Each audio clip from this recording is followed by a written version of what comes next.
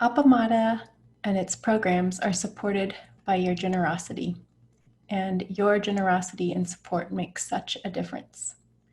You can find a link for contributions on the website at appamada.org. Thank you. Good morning, everyone. It's good to see you this morning. Good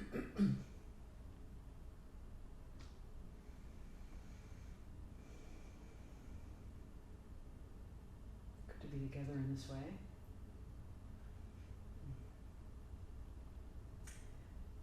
So today I will continue my series of talks on communities of practice. This is part 3. But first, a couple of announcements. So next Sunday will be the first Sangha meeting about my transition, moving to Chicago, and the process that the board is undergoing and the finance committee. So I'll update everyone on where we are in this process, and we'll have an opportunity to discuss it in small groups and ask questions and raise any concerns you might have. So that will be next Sunday during the time that we would be having the Dharma talk. Second, don't forget to vote. You might have missed the fact that there's an election happening, and I hope this reminder will encourage you to make a plan and turn out to vote, in case you forgot. You might remind your friends and relatives as well, in case they missed this news that we're having an election.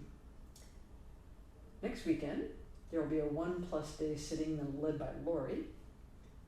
And this is what a great time to give yourself a gift of a day of sitting in stillness and silence, right? Supported by your Sangha friends. How refreshing, considering what we've been battered by. So imagine a day without Twitter, Facebook, without email, without headlines, without drama. Just a day of quiet. I think that would be really lovely. So for other information, watch the email list and the calendar on the website. You can tune in on other events that are happening. I won't go into all of them because it takes too long. We're doing a lot, and I'm really very impressed with all the support and care that all of the senior folks are taking with this, and the council members, and so it's great. And upcoming also this week is the Liberating Dharma class. Don't forget, the first one was a great opener, and now we move into the more interactive parts of this class, and I think you're going to find it very, very helpful and heartwarming. Okay, so I've been talking in this series of talks about the Buddha's core teachings from the perspective of community. So the first talk introduced this perspective and began with the Four Noble Truths and the first part of the Eightfold Path. The second talk continued the exploration of the Eightfold Path from the perspective of community, and today we'll conclude this series with our exploration of right mindfulness and right concentration. So the Pali word that's usually translated as mindfulness is sati. As Analayo explains, a more accurate translation would be something like lucid awakeness. It's not something you do, but a quality of mind or being. It also has the meaning of recall or remembering. In that lucid awakeness, we recall who and what we really are. We live in the light of our own being, our ultimate vow. We tend to think of this as an individual faculty or project. The Pali word translated as right, sama, has the more precise meaning of what works, what accords with reality. So what exactly is sati for a sangha? How do we have collective right mindfulness? At Appamada, we teach a relational practice of Zen. That is, we understand that we awaken in and through our encounters and engagement with others. So hold on just a second. I see I'm in the middle of the different document. Okay. There you go. I made an extra a different copy of this. So, okay, there we go. So as I said, the Pali word translated as right, sama, has a more nuanced meaning, as well of what works, what accords with reality. It's a counter for our conditioning, reactivity, opinions, preferences, and limited perspectives in its alignment with what is. The Buddha definitely taught that there are wrong views, for example, that lead to greater suffering, confusion, and grasping. So too, there can be a wrong mindfulness which uses that awakeness to what is as a basis for destructive or unwholesome thought, speech, and actions. So it is important to cultivate sati, right mindfulness, together with all the other factors of the Eightfold Path. So what exactly is sati for a sangha? How do we have collective right mindfulness, lucid awakeness? At Appamada, we teach a relational practice of Zen. That is, we understand that we awaken in and through our encounters and engagements with others. Spiritual friendships and the larger influence of spiritual community are the medium for cultivating this lucid awakeness, both individually and collectively. Can a sangha as a whole have such a quality? I believe it certainly can, and even better, it can foster it through collective practice of the Eightfold Path. So what is this quality of samasati for community? It is when the community awakens to itself as pure potential and collective, energized activity, both within the community and as a community in the world. This requires ongoing attention to the processes and presence of the sangha as a whole, without getting caught in paralyzing self-analysis or cycles of blame or criticism. We ought to remember, even as a community, Dogen's well-known expression, to study the Buddha way is to study the self of the community. To study the self is to forget the self. To forget the self is to be awakened by the myriad things. No trace of realization remains, and this no trace continues endlessly.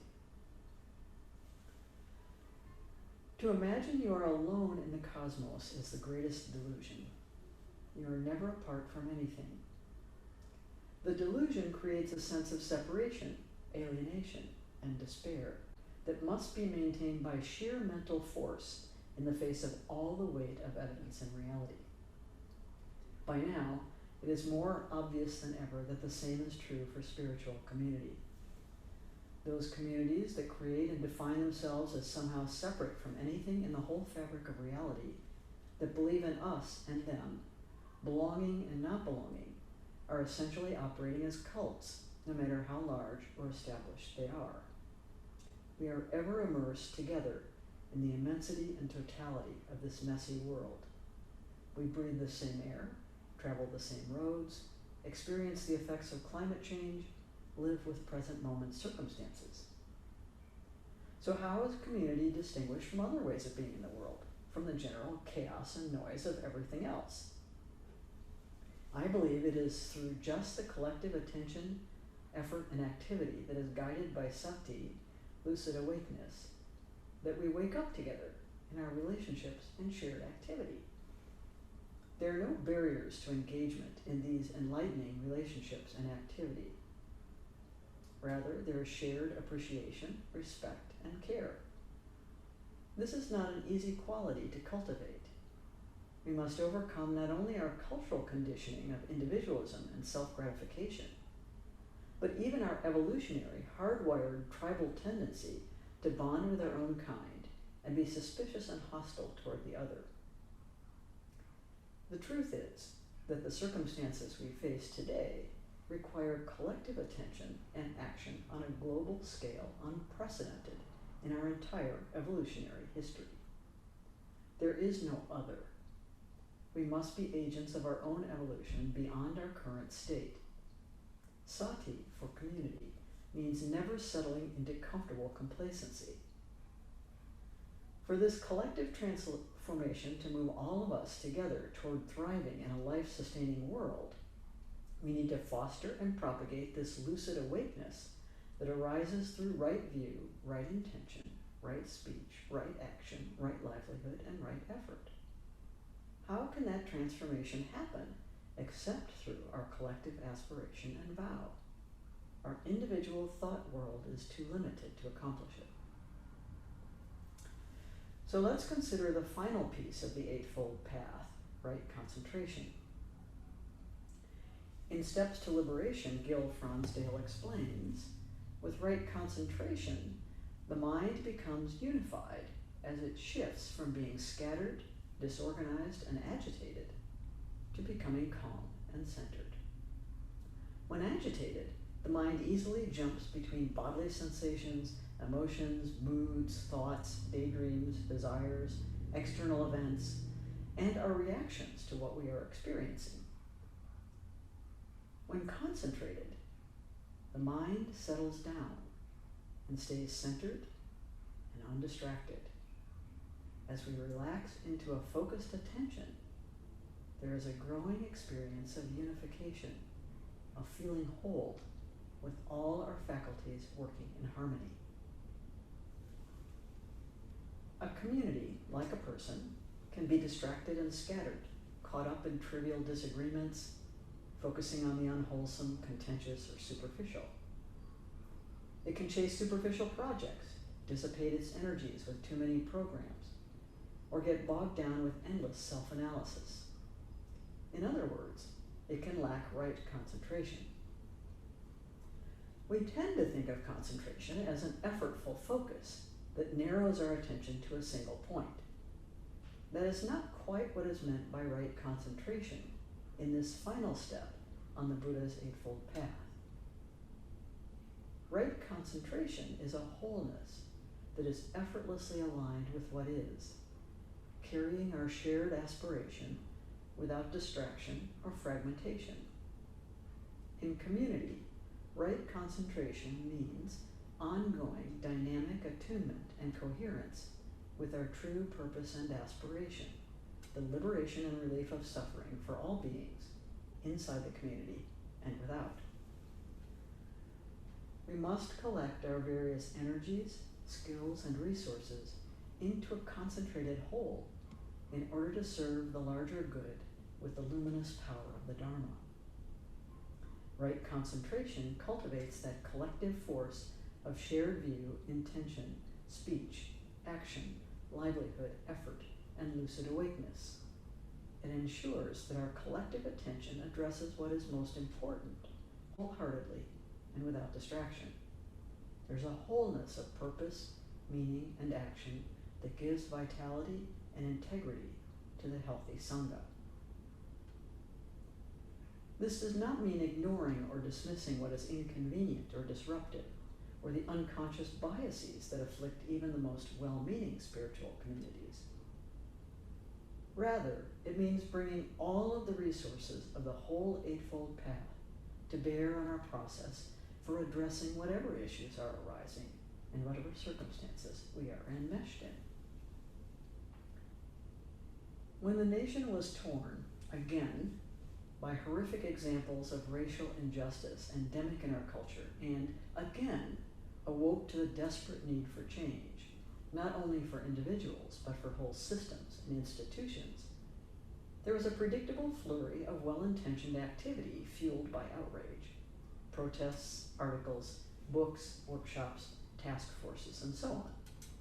This has all been repeated historically every time this issue has disrupted the collective consciousness of our society since its earliest emergence. Some palliative measures are taken, racial sensitivity training for police, fair housing legislation, prison reforms, and so on. Because the society as a whole lacks right concentration, however, these partial measures are seldom effective or lasting at the level of lived experience. Many sanghas initiated efforts to counter the racial injustice, prejudice, and unconscious bias we are all enmeshed in together. There are book study groups, trainings to increase awareness of whiteness and its privilege, and outreach efforts for people of color, who are no doubt weary of this struggle for equality. There is a necessary examination of our own spiritual communities for bias and subtle barriers to participation and connection. All of these well-intentioned efforts are, of course, useful. At Appamada, we wanted to address the issues of diversity, inclusiveness, and access with right concentration not scattered and ultimately ineffective activity.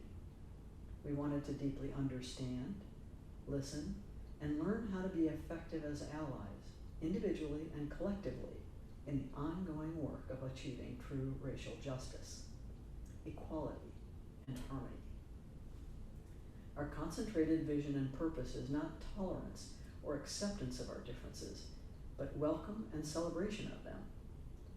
These differences enrich our spiritual community and give vitality to our collective journey in the Dharma. We are impoverished by their absence or silence.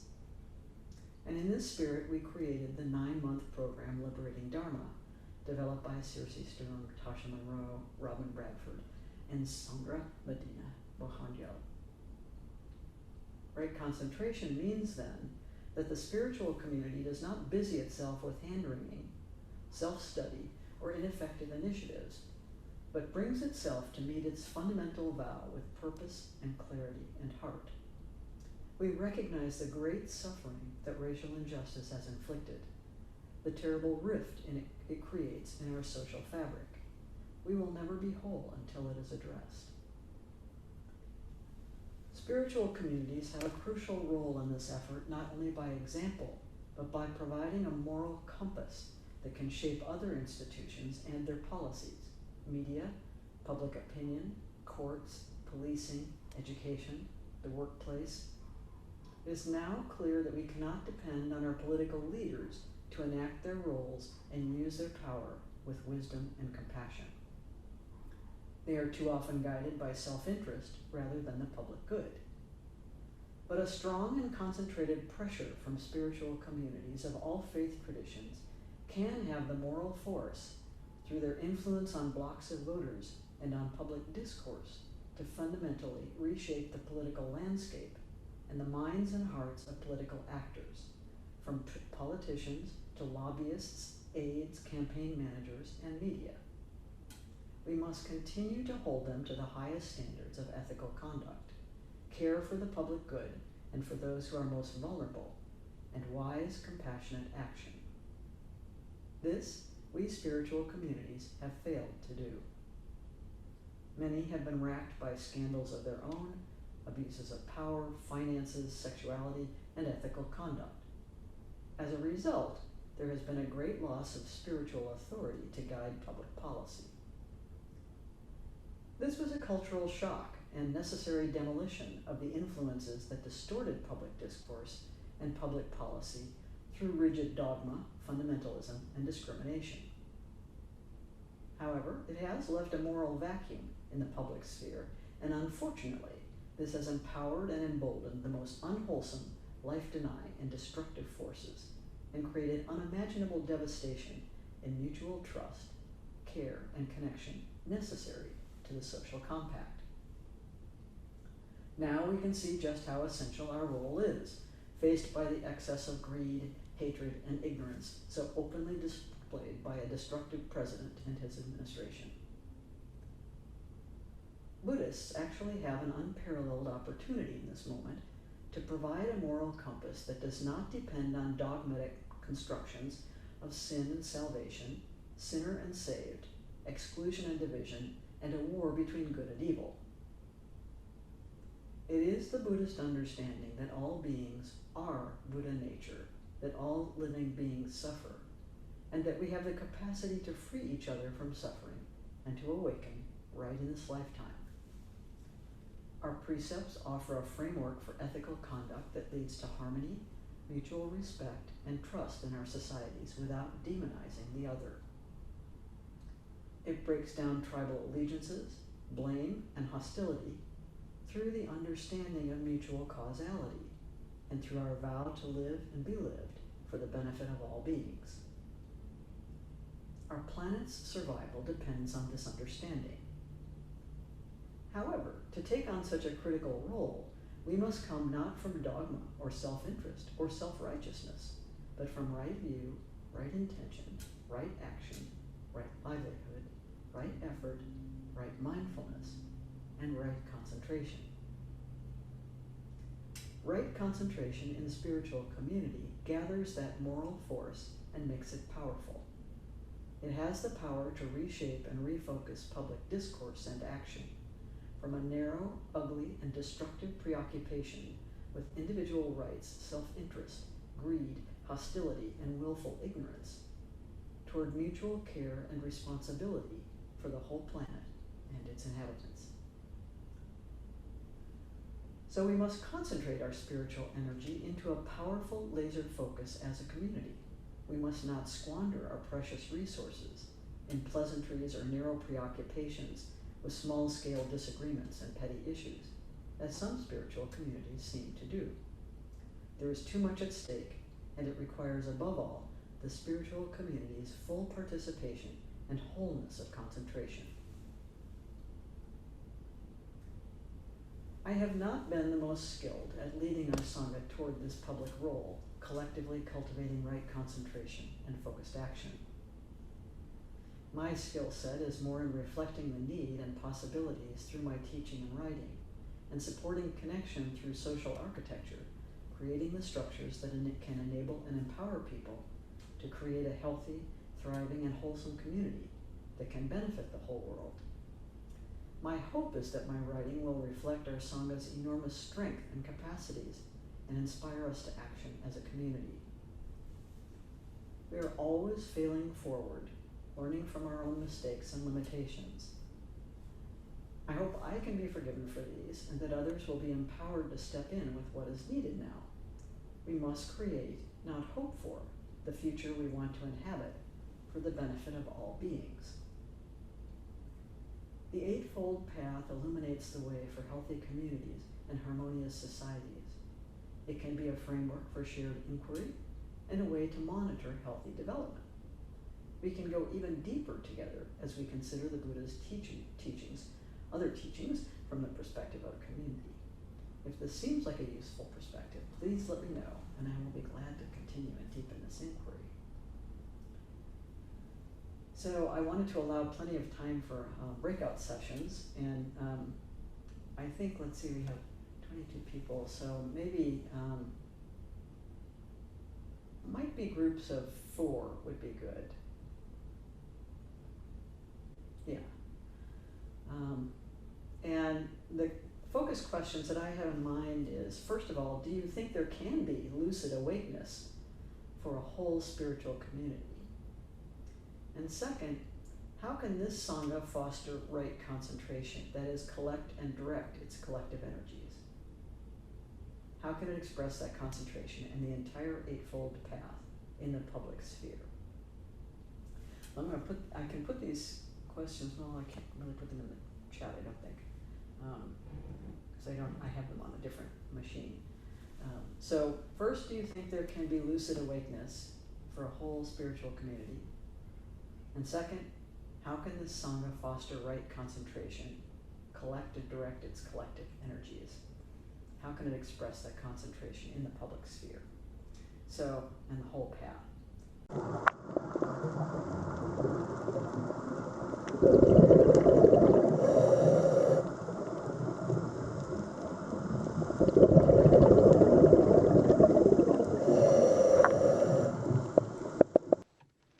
Well, we have a little bit of time. If anyone would like to share what they heard in their group that was moving or sparked some thought or some consideration or some questions in them, something that you heard that someone else said. Bluetooth disconnected. Bluetooth connected.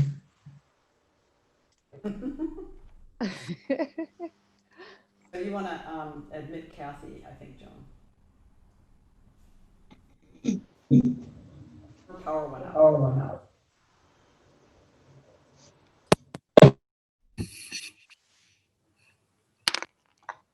Yeah, so anything that came up that sparked your curiosity or touched you in some way?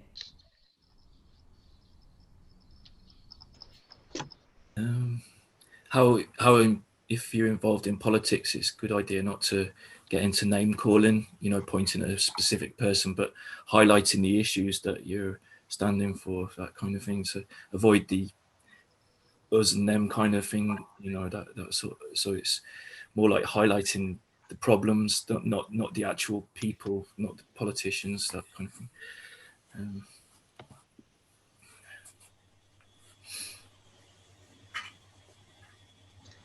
Our group talked about that quite a bit too, just in terms of how we go out in the world and engage.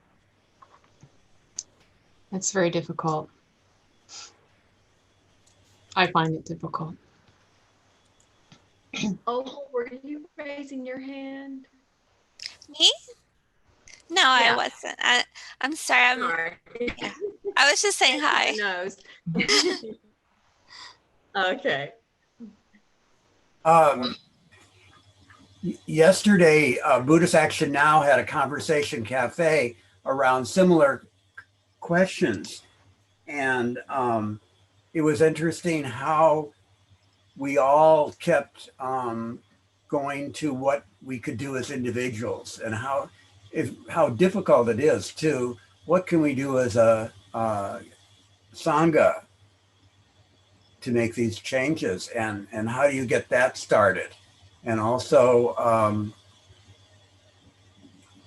Nate was talking about how important aspirations are, and divining them. And then in the Eightfold Path, we have a kind of parallel thing with view and intention. We tend to jump to action before that. That was something that I discovered as we were reading the book that Peg mentioned. So I certainly don't have the answer. I have, and it's actually been a confusion of my life, I guess, of, my mom would call herself a rank individualist. And if she didn't like a situation, she would change it. She would jump in and change it. And how to work in that other way is something I'm trying to figure out. So I don't have the answer. I think that we're now in circumstances in which individual action doesn't have the leverage that's needed. So it's all the problems we're facing require really collective action, large-scale collective action. Yeah, the log. I kept having visions of this log that we're all trying to lift individually, and we can't do anything, but we're needed together. So yeah, that's the only way forward. The group I was in, I want to say thanks to the group for their for sharing and for their authenticity about the issues. But what was so striking to me and interesting is that as we were talking, just having general conversation, it was striking to me that we each shared that we had a sense of separation despite, and this was why it's so interesting, despite the fact that we're in a Sangha group, and in fact, we just got through meditating, and that principle of separateness, the feeling of separateness, just automatically became present with us as we spoke about our personal, our personal thoughts and ideas. And it was just so striking how that sense of separateness is present within us, even as a Sangha group, and practicing practicing together. So it was just very interesting that it revealed itself to me like that. I don't know. What was interesting to me was that it fell along different fault lines. So for you, it was around the gender differences. So a female teacher, we have a Sangha that's half female, and so that how striking that was for you, and so it's we find the sources of separation in different ways, but there's no question that sense of separation is a fundamental source of suffering. So, and it can't be individually remediated. Like, you can't remediate it all by yourself, and also the folks on the other side can't remediate it entirely, because it's a relational effect, right? So we have to work together to heal the experience of separation. But that was very, very striking in our group. Is that spoken about in general or since the pandemic? No, in general, I think issues for people of color in groups, Okay. whether from not seeing anyone who really seemed like themselves, Okay. or from just the ongoing legacy of conditioning on everybody's side. Okay. Yeah.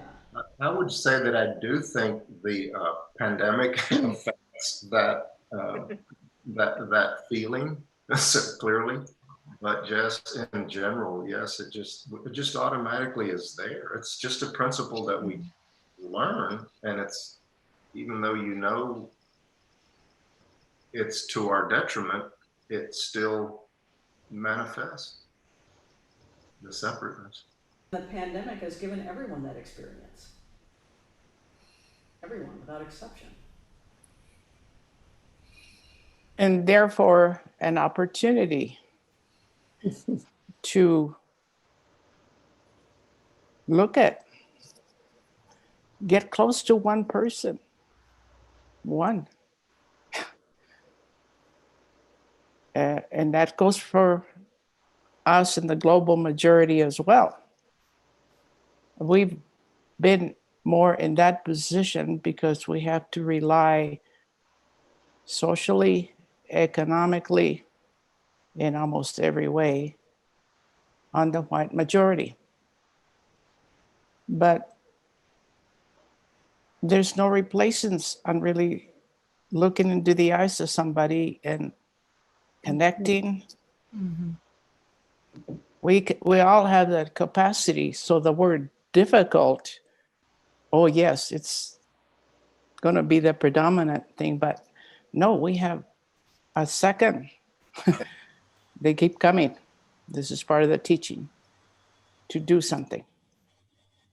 Yeah. And sometimes if we possess it, we see it clearly. We see it clearly. And we accept it mostly.